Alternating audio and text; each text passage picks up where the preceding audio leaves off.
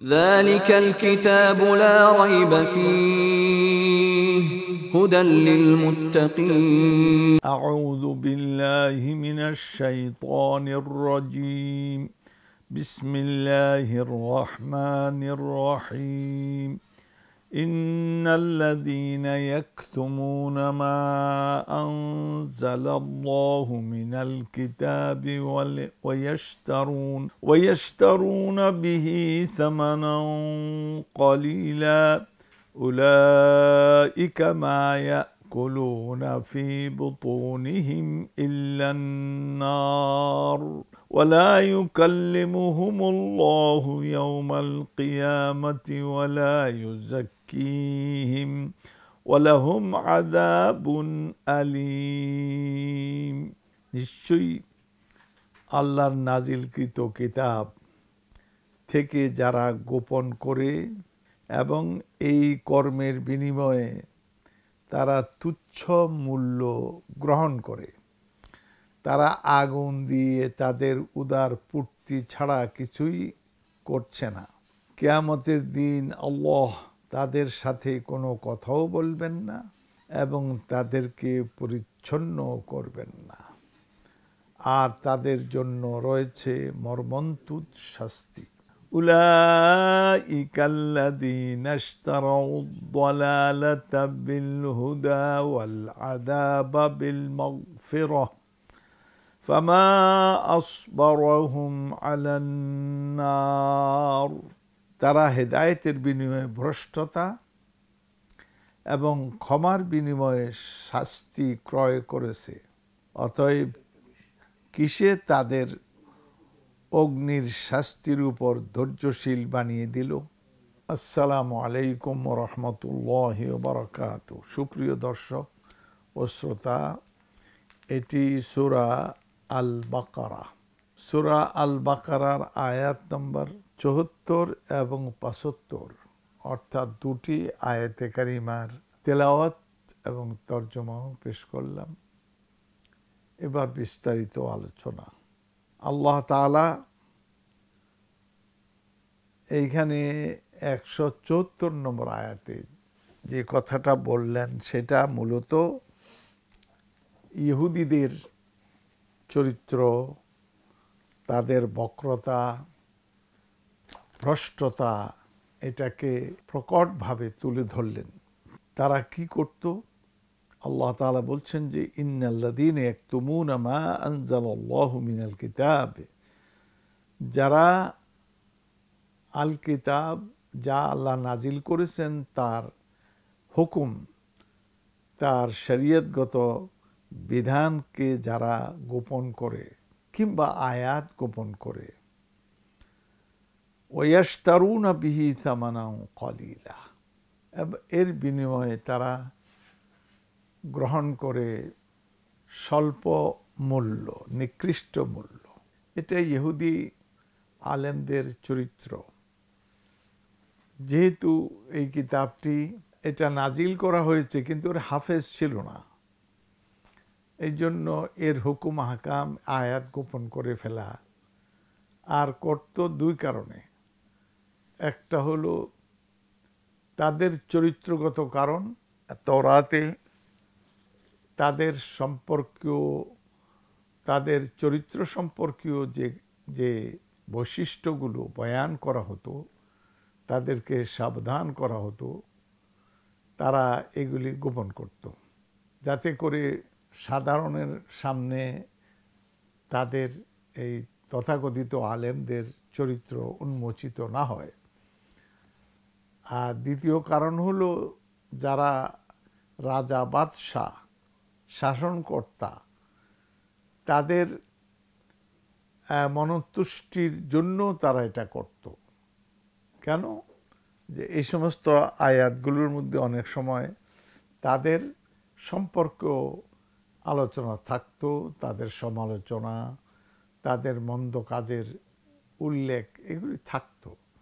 সুতরাং তাদের খুশি সন্তুষ্টির জন্য তারা এই কাজ করত, এই জন্য তারা কিছু বিনিময় পেত এবং রাজা বাদশারা যে বিনিময় দিত তা মোটামুটি দুনিয়ার দৃষ্টিকোণ থেকে, বস্তুগত দৃষ্টিকোণ থেকে মোটামুটি ভালোই ছিল। এখন আল্লাহ তাআলা এই নীতির সমালোচনা করে বলছেন যে ইন্নাল্লাযীনা ইয়াকতুমুনা মা আনজালাল্লাহ, আল্লাহ নিশ্চয়ই যারা আল্লাহ যা কিছু নাজিল করেছেন তা যদি গোপন করে, ওয়াস্তারুনা বিহি সামানান কলিলা, এবং এর দ্বারা স্বল্প মূল্য, মানে দুনিয়ার বস্তু নির্ভর যে মূল্য, সে মূল্য নগদ দৃষ্টিকোণ থেকে যতই বড় হোক, আসলে এটি খুবই স্বল্প আখিরাতের তুলনায়। সেই জন্য ওয়াস্তারুনা বিহি সামানান কলিলা, তারা এর দ্বারা স্বল্প মূল্যে তারা এই কাজগুলি করে, এগুলি তারা বিক্রি করে। উলাইকা মা ইয়াকুলুনা ফি বুতুনিহিম ইল্লান নার, এরাই ওরা যারা তাদের পেটে আগুন ছাড়া কিছুই প্রবেশ করাচ্ছেন না, আগুনই ভক্ষণ করছে। আগুন বলছে যদিও এগুলো দুনিয়া পার্থিব দৃষ্টিকোণ থেকে এগুলি মজাদার হতে পারে, এটা তৃপ্তি আসতে পারে, কিন্তু আখিরাতের তুলনায় এগুলি হলো আগুন, কিয়ামতের দিন আগুন হিসাবে দেখা দিবে। সেই জন্য বলেন তারা আগুন ছাড়া কিছুই ভক্ষণ করছে না। ওয়ালা ইউকাল্লিমুহুমুল্লাহু ইয়াউমাল কিয়ামা, কিয়ামতের দিবসে আল্লাহ তাদের সঙ্গে কথাই বলবেন না। ওয়ালা ইউজাক্কিহিম, তাদেরকে পরিচ্ছন্ন করবেন না, মানে তাদের প্রতি কথা বলা মানে দয়া করা, তাদেরকে পরিচ্ছন্ন করা, মানে যাতে জাহান্নামে না যায়, এরকমও করবেন না। ওয়ালাহুম আযাবুন আলীম, আর তাদের জন্য রয়েছে মর্মন্তুদ দর্দনাক শাস্তি। উলাইকাল্লাযীনা ইশতারাউদ দালালাতা বিল হুদা, এরাই ওরা যারা গোমরাহিকে হেদায়েতের পরিবর্তে তারা কিনে নিল। কিনল, মূল্য নিল কি? গোমরাহি, মানে পথ হারিয়ে ফেলা, বিভ্রান্তি, এটা কিনে নিল কিসের বিনিময়ে? বিল হুদা, হেদায়েতের বিনিময়ে। ওয়াল আযাবা বিল মাগফিরাহ, এবং ক্ষমার পরিবর্তে তারা কিনিল আযাব, শাস্তি, এটা কিনে নিল, যেটা কিয়ামতের দিন তারা এগুলি উপভোগ করবে। ওয়াল আযাবা বিল মাগফিরাহ ফামা আসবারাহুম আলান নার।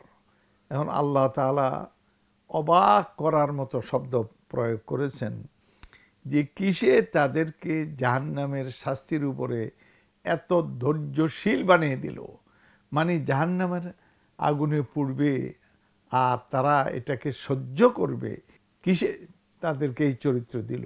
এই বস্তুগত স্বার্থ মোকাবিলায় জাহান্নামের শাস্তি তারা গ্রহণ করলো, আর এই জন্য তারা এই সাহস পাইল কেমন করে? কিসে তাদেরকে এত ধৈর্যশীল বানিয়ে দিল? জাহান্নামের আগুন তারা জ্বলতে থাকবে আর এই খাবার খেয়ে, নাউজুবিল্লাহ, না, এটা তো কখনোই ধৈর্যশীল হবে না। কিন্তু আল্লাহ তাআলা তাদেরকে এটা জানিয়ে দিচ্ছেন যে তোমরা এগুলি যা করছো এটার পরিণাম হলো জাহান্নামে জ্বলা। আর জাহান্নামে জ্বলা আর দুনিয়ার সামান্য কিছু স্বার্থ একটা কি আরেকটার মোকাবিলা হতে পারে? সুতরাং জাহান্নাম তো জাহান্নামই, আর দুনিয়ার শাস্তি, দুনিয়ার সুখ আর শান্তি সামান্য কয়দিনের। তো এটা কেমন করে সম্ভব হলো? এবং এটা কেমন বুদ্ধি তোমাদের চিন্তা কেমন? কাজেই আল্লাহকে ভয় করো, আর এখান থেকে আমাদের জন্য সবক, আমরা যেন দুনিয়ার স্বার্থকে আখিরাতের তুলনায় আমরা ত্যাগ করতে পারি, কিংবা কোনো অবস্থাতেই দুনিয়ার স্বার্থ আমরা গ্রহণ করতে পারি না জাহান্নামের মোকাবিলায়, নাউজুবিল্লাহ মিন যালিক। এটা প্রত্যেকটা মুমিনের নীতি হওয়া দরকার। আল্লাহ তাআলা আমাদেরকে তৌফিক দান করুন। ইন্নাহু ওয়ালিয়্যু যালিকা ওয়া আলা মা ইয়াশাউ কাদির। ওয়াসসালামু আলাইকুম ওয়া রাহমাতুল্লাহি ওয়া বারাকাতুহু। ذلك الكتاب لا ريب فيه هدى للمتقين